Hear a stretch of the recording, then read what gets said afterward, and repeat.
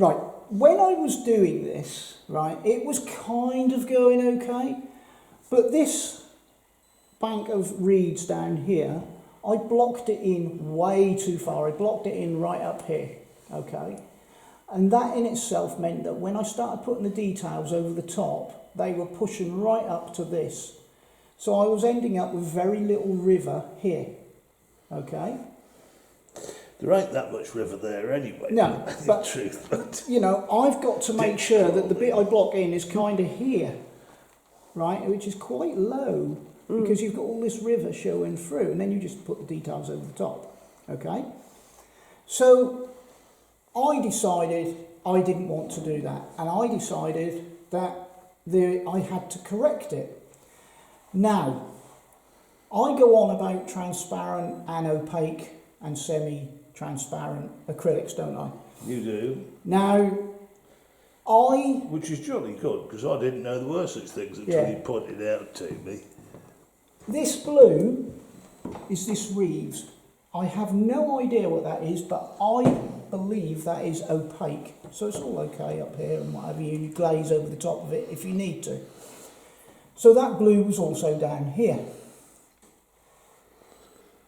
But because I needed to put blue over the top of this, and I wasn't entirely sure whether that blue would go over the top of this to block all this in further down, I had to make a decision on how can I do it. If I knew for certain this was opaque and it would go over the top okay, I could just paint straight over the top.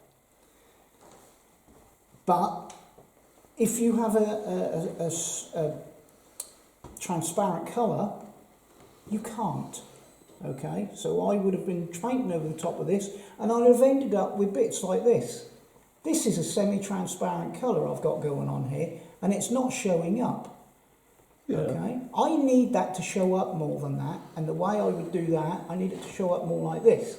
Right. And that's a semi-transparent colour as well.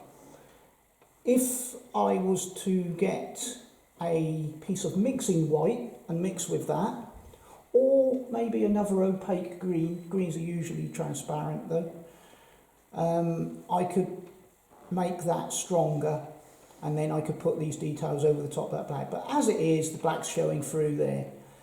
So that said, means that if I want to go over the top of this, I'm not going to be 100% sure that it's not going to do this. So the best thing you can do to correct it is to just paint over all the bits that you don't want anymore in white. Now, when I say white, I mean titanium white, or one that you might have just called white.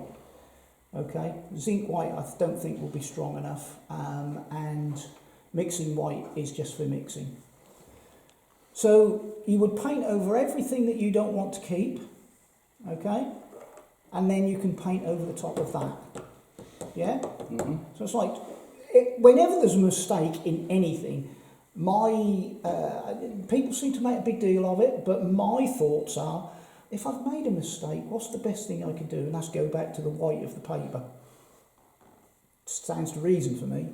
But that now means that I've drawn in the details again, and I've ended up with gaps where I need them. So the gap here where the blue would be. So I now know that I must not block any further up than where I've drawn now, because I messed it up to a point.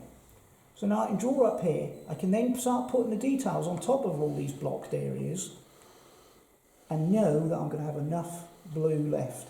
And the only way that I say I can do that is by blocking that all in, well, not the only way, but the main way is to block it all in white and just start again. But I don't need to get rid of this, all right? I've got grasses that are going to be right in the background here. I mean, look at that. You can't hardly see it. I spent all last week putting this green in. I know, you can't hardly see very it. good. Right, so, but this is opaque, all this fawny stuff, so that stands out. But I need some of this green to stand out better. So I'll block all this in again, go over with the details.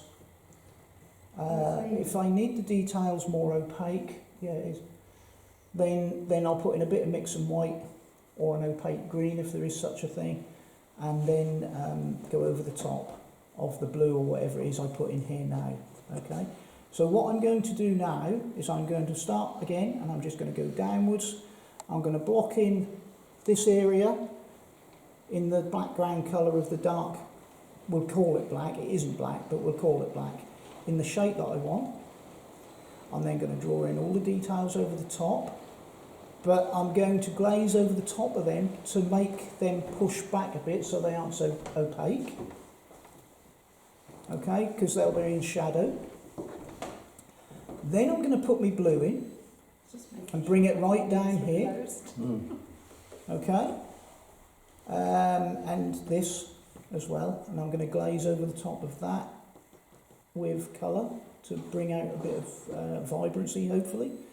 And then I'm going to use the same technique of that with this. I'm going to block in again up here. Then I'm going to start putting some probably transparent detail on top just to give it a little bit of colour. Then I'm going to make that even more opaque and even more opaque on that, until in the end that I hopefully have some almost yellow highlights coming up over the top of here.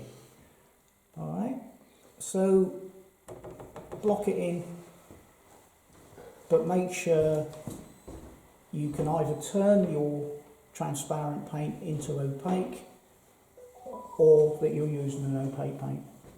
Alright? So if you make a mistake, I think so. don't worry about it. Yeah, no, it's good. Alright.